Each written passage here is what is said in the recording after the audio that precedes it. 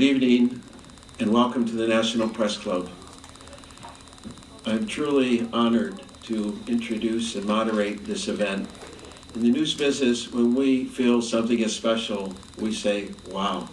Tonight, I really feel and hope you'll agree, even as I speak, and certainly after the program, that this is a wow night.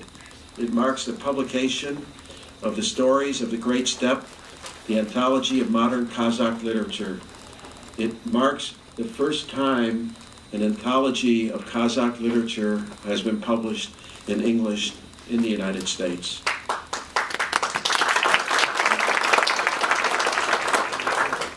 I fact-checked all of this as a good journalist. It is correct. It features the first-time translations of the selected examples of rich literary traditions of Kazakhstan and illustrates the complexity of cultural dynamics, modernization, shifting identities, and nation building in the Central Asian and Eurasian country. On a special note, as Vice President this year, but as Chair of the International Correspondence Committee of the National Press Club since 2005, we have reached out to many embassies in Washington to take part in what we call the Embassy Series, so that National Press Club members can go to embassies of other countries and learn about those countries. And I must say that the Kazakhstan Embassy regularly participates in that program, and we are very grateful for the previous ambassador, His Excellency Erlan Idrissa, who is now the foreign minister, but who assured me that his successor would carry on that tradition. And his successor is with us tonight, His Excellency Karat Umarov, who has been ambassador here since January. He was so keen to change the way we do things so that not only would members of the press club go to the Kazakhstan embassy from time to time, but he wanted to have this program at the National Press Club. And Your Excellency, thank you for that initiative. Following this program, the embassy, they are always noted for arranging a nice reception at the embassy. This time they have done so in the First Amendment Lounge. So when this formal part of the program ends at about whenever it ends, I guess in about an hour, please do not rush out, rush over to the First Amendment Lounge. We're very privileged that the new ambassador has had a very distinguished career, including important posts as Minister Consular at the Kazakh Embassy in Washington, Ambassador at Large in the Foreign Ministry, and many of you know I spent my first 10 years as a correspondent for Associated Press in New Delhi. I always say companies and governments send people that they wish to promote to India first. Well, the ambassador was the ambassador to New Delhi from 2004 to 9, ambassador to India and concurrently ambassador to Sri Lanka. And during that time, bilateral relations between Kazakhstan and India grew significantly, and a strategic partnership between the two countries was formally established. For the last 4 years, he was Deputy Foreign Minister overlooking bilateral relations with the United States, Kazakhstan's engagement with international organizations, and he was responsible for raising international awareness about Kazakhstan. Your Excellency, your decision to have this important book launch at the National Press Club illustrates that I know you are trying hard to raise international awareness. We're pleased you are doing it at the National Press Club, and I will give a formal thank you remarks to you at the end of the formal program. For now, we would be pleased if you could address the audience, and again, with our appreciation for choosing this venue tonight.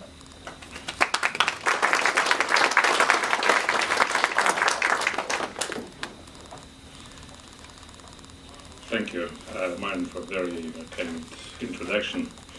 Actually, I appreciate very much your help putting together today's event, this terrific event. And I would like to welcome you all here. It's great to see so much enthusiasm about this book and Kazakh culture and literature. You know, I was a little bit worried about today's event because of the government shutdown.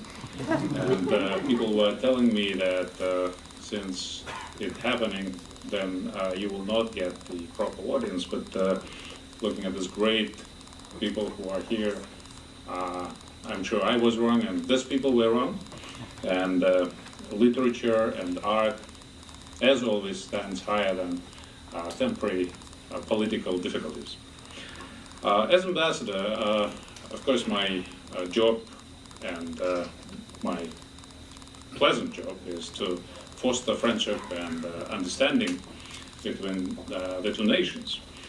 But preparing for tonight's event, I was just caught up myself with thought that, you know, it's literary works actually which connects people, which brings cultures closer to each other, inspires people, and make people understand each other. So we are facilitators of this process, and our job is to make this kind of events as often as possible. And tonight's event is entirely devoted to this purpose. We would like you to learn more about Kazakh literature. And today's book is a terrific one. I would urge you to read it. But let me just first say that the one person who's responsible actually for today's event is Dr. Rafis Avazov, who is here with us tonight. And I would like to thank him for his tremendous work to bring the jewels of Kazakh literature to American readers and to English-speaking community through very thorough and very thoughtful selection of poems and stories. He actually opens up the not only inside of the Kazakh history, Kazakhstan development, but also inner spirit of Kazakh people. And Dr. Abazov, as a professor at Columbus University, he is not only known for this book, but he built the bridges between educational institutions of two countries. As a visiting professor, he teaches at Al-Farabi Kazakh National University, one of the leading educational institutions in Kazakhstan. And he helped to connect that university to what is called the global classroom, which allows citizens and students from around the world to take courses online, especially on the subject of sustainable growth. I'm very much glad to see today as the panel Professor Guttman, who is a distinguished professor at Johns Hopkins University, and he lately was greatly involved in exploring the contemporary Kazakhstan and political development in Kazakhstan, and he will be speaking tonight. And I'm also happy to see Paul Taylor, who is a great respected promoter of Kazakhstan American cultural exchanges. I myself was present at one magnificent event, joint cultural project here in the United States. It was done through the Smithsonian Institute, and he put up the virtual portal of expeditions of great traveler of Kazakhstan, Chokan Valihanov. Thank you for being with us tonight. And just a couple of words about the Kazakh literature in general. I'm sure that other speakers will speak more about the book itself. You know, Kazakhs have always paid a great deal of respect to the literature and art of letter. From the times immemorial, poets, writers, bards, they were highly esteemed in the Kazakh society. And spiritual beginning was all the time important for Kazakh people. I think it is due to nomadic way of life and culture. Traveling long distances, observing the beauty of the nature, living with all these powers of the nature and seeing it all. I think that our ancestors were environmentalists in the true sense of its word, because even long before the term itself came into existence. So I think that this philosophical nature of Kazakh people, it transcends through the different generations, and modern Kazakhstan today very proudly upholds these values and principles. I should say that Kazakh people all the time were promoting mutual understanding, tolerance to other religions, opening their hearts and minds to new ideas and new opportunities. And I think this is very much reflected in this book, which you are going to see tonight and take with you tonight. Another thing which I wanted to say is just, I hope the stories which you will read in this book, they will be so close to your heart as well, because, such virtues as good and bad, kindness, and hate, probably problems in life, they are so universal. And in this book you can see all of it. And it's done in a very beautiful way. I hope that the stories will inspire you to visit Kazakhstan someday. And if you really decide to go to Kazakhstan, this is the book to read it, because you will understand the mentality of Kazakh people. I actually have a good news for you, that quite recently we signed an agreement, and we just allow citizens of both countries to travel to the countries of each other with the 5-year multiple visas. So you can now visit Kazakhstan as frequently as you wish to explore our culture, to explore our nature, our way of life. So I think that through this you will fall in love in my country and my people, because we are well known to the world by our hospitality and openness. So I thank you for being tonight with us, and I hope that you will have a good reading of the book. Thank you.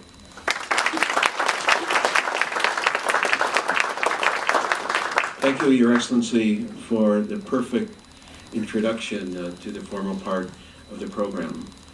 Our next speaker is Paul Taylor, who is Director of the Smithsonian Institution's Asian Cultural History Program. Mr. Taylor, I'm pleased if you could take the podium.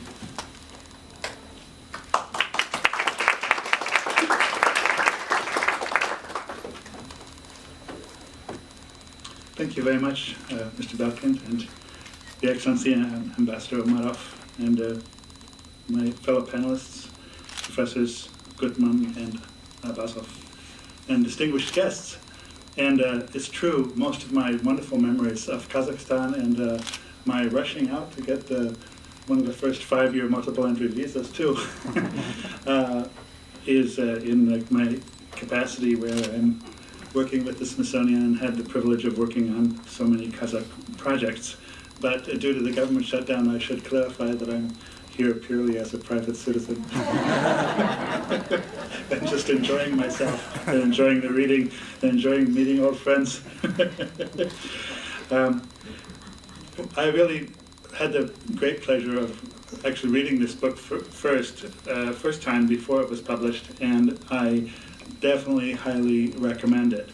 Of course, for me personally, there were many interesting aspects that were particular to our experience working there, and particularly the comparison of the status of the visual arts and music of Kazakhstan to the literature, which was not easy to do due to the paucity of English translations. And I think Professor Abbasov has done everybody a huge service by translating such a broad-ranging selection. Anybody who had an idea that there was just kind of one type of literature or whatever, which is sometimes expected, or that the literature of Kazakhstan was a kind of ancillary example of a Soviet state. This is definitely going to disprove such ideas. And so they did, the selections defy stereotypes, and they also defy the idea that Kazakhstan presented a kind of provincial example of a wider standard Soviet literature. I do see this very interesting phenomenon that some types of European literatures, through the Russian examples, got picked up and developed in particular subject matters, particularly with having to do with the role of the nomad or the rural village.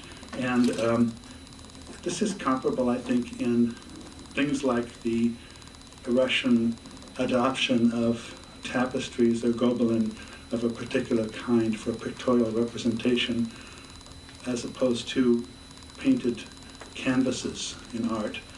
And people who had a nomadic tradition of weaving or felt making then turned to the development of incredibly elaborate and well thought out, highly charged and full of symbolism examples of felt art, that is the textile material, or gobelins with massive amounts of embroideries and tapestry add-ons. These were, for people with a weaving or felt tradition, a kind of special development of a European style. In no way could this be considered something that's ancillary to the wider European tapestry tradition. It's something very uniquely developed out of pre-existing forms. And so I think that here also, amidst the expected influences like socialist realism, which informed both visual arts as well as literature, we have very different perspectives and very often references to a unique or a highly localized Kazakh cultural milieu, and presenting Kazakh images of heroism from the past, such as now, I believe this week, we're celebrating the 300th birthday of Ablai Khan.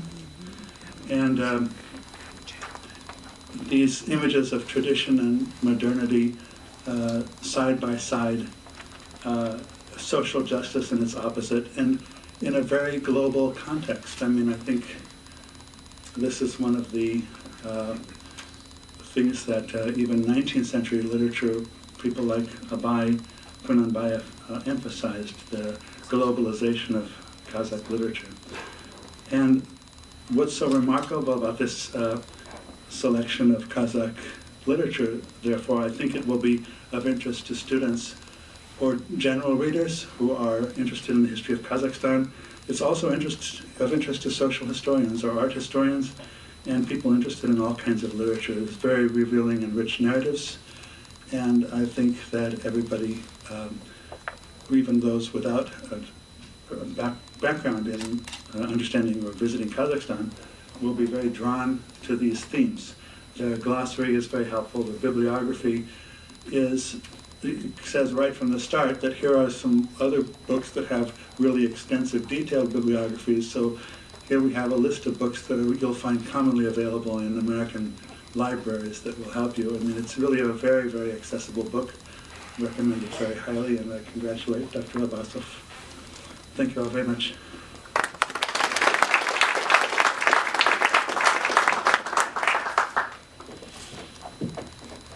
Our next speaker is Robert Guttman,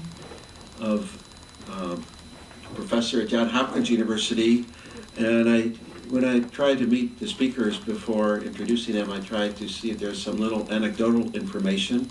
And Mr. Guttman said he began his career at an office in the National Press Building. So we are very pleased that you could come back to your origins. Maybe you want to take 15 seconds and tell us what office that was, but we're honored that you could be here today from Johns Hopkins University, Mr. Guttman.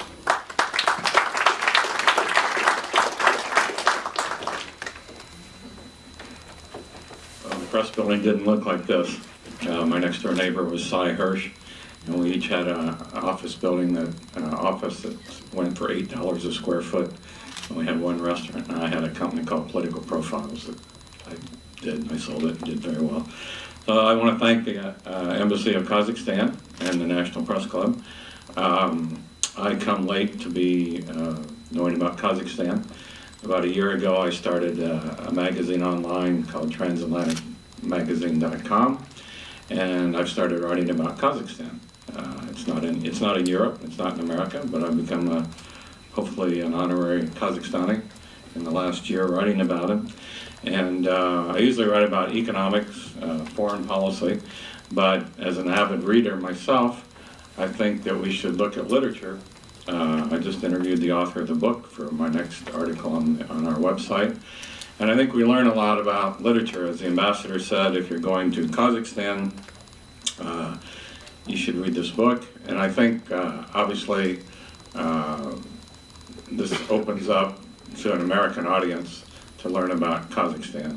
A few weeks ago, last month, I helped host and moderate a conference on Kazakhstan and its past with nuclear weapons. And we had an artist from Kazakhstan came over who painted with his mouth and his feet because he'd been injured by radiation because of the nuclear testing. And while I was reading the stories today, I read the story, The Day the World Collapsed, in the book. And it goes along with what we had as our conference last week, or 2 weeks ago in Virginia. And I like to quote from the article, The Day the World Collapsed, quote, "I had never seen anything like it. The mountains groaned, the fiery mushroom rose up over us. Flashes of light blinded me. I saw a fantastic mushroom fill the sky, and all about us a fiery light show. A story, The Day the World Collapsed, is fiction, but it's about a boy growing up where the Soviets conducted close to 500 nuclear tests, and he talks about losing a good friend, a girl who he had a crush on but he really didn't know, and she dies in his arms from the nuclear blast. So this short, very graphic story is one of the stories in here that caught my eye because I've been writing about the true life, what's happened, how Kazakhstan, unbelievably, in the last 20 years has become an example of giving up nuclear weapons. And so I've been writing a lot about that, and to read this article, this story, less than 20 pages, this excerpt really explains it as well as anything I've read in nonfiction. So I recommend that article to you. As I said, literature tells a story, and for all of us who can't make it to Kazakhstan, I recommend this book. And for those who can make it to Kazakhstan on the long flight over, I recommend this book. Thank you.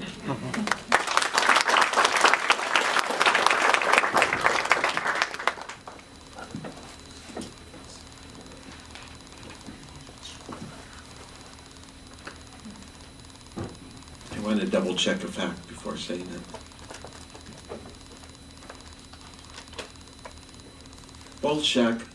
Bolshak means the future in Kazakhstan.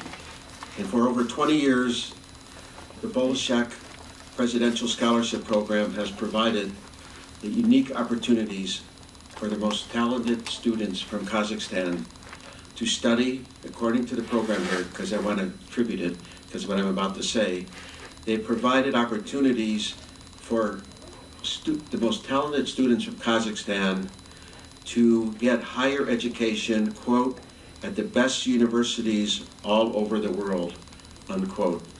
So far, 6,500 students from Kazakhstan have been trained under this Bolshak program, mostly in the United States and in England.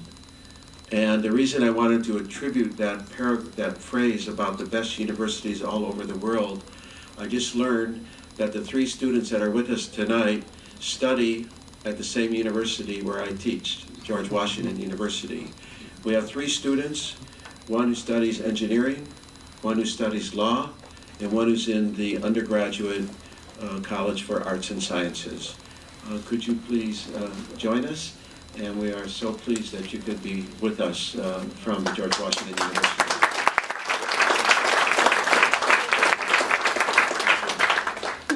Good evening. Poem is Youth by Mukagali Makatai.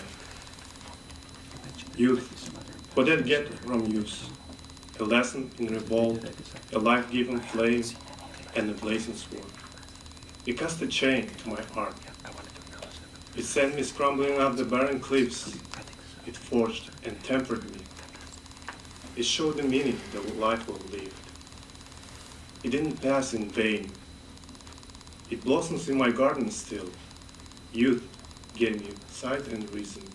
I haven't let it go.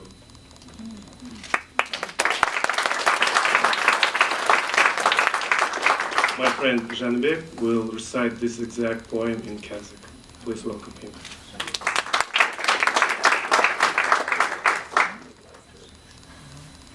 Мұқағали Мұқатаев, жастық. Ойланшы, не берді жастық маған, үйретіп асау берді бастық маған. Жастық маған от берді жалындат деп, жастық маған оқ берді жалындат деп. Жастық менің жаныма жыр байлады, жастық мені жалтақпай шыңға айдады. Жастық шіркін, өмірді шын үйретті. Ризамын жастыққа тек көтпеді, әзір тұрып гүл бағымды көктеткелі. Амал не, жастық өзі қалады енді. Рахмет.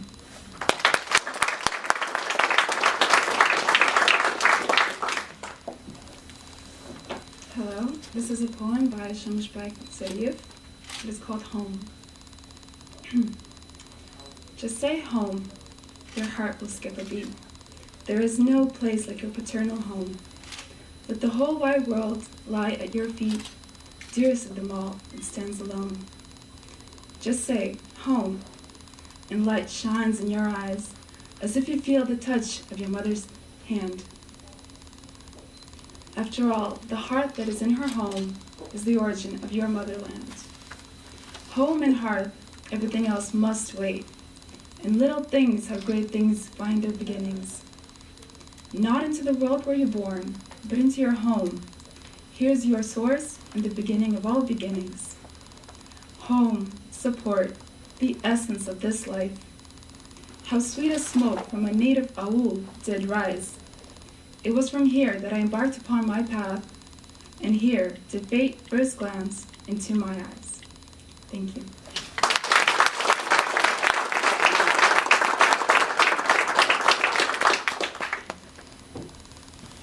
I think we'd all be curious to know who is the future lawyer and the future engineer and the liberal arts student.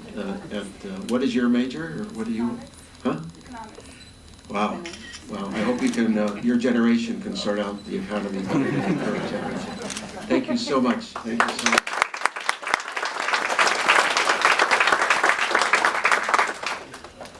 I'm now honored to ask Professor Rafiz Abazov, the editor of the book, to speak. Let me just give a brief introduction. He is an adjunct professor at Columbia University in New York and a visiting professor at Al-Farabi Kazakh National University in Kazakhstan. He has written 6 books, including The Culture and Customs of the Central Asian Republics and Green Desert, The Life and Poetry of Ozhas Suleimanov. His research interest focuses on cultural globalization, intellectual history of Central Eurasia, public policy, governance, contemporary cultural, intellectual, and political trends in the region. We are honored to have you speak about the book and look forward to hearing from you. Thank you so much for being here.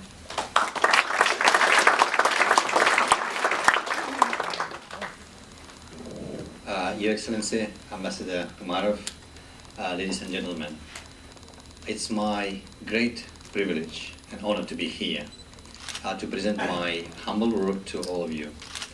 Actually, I wear several hats, and it's very difficult to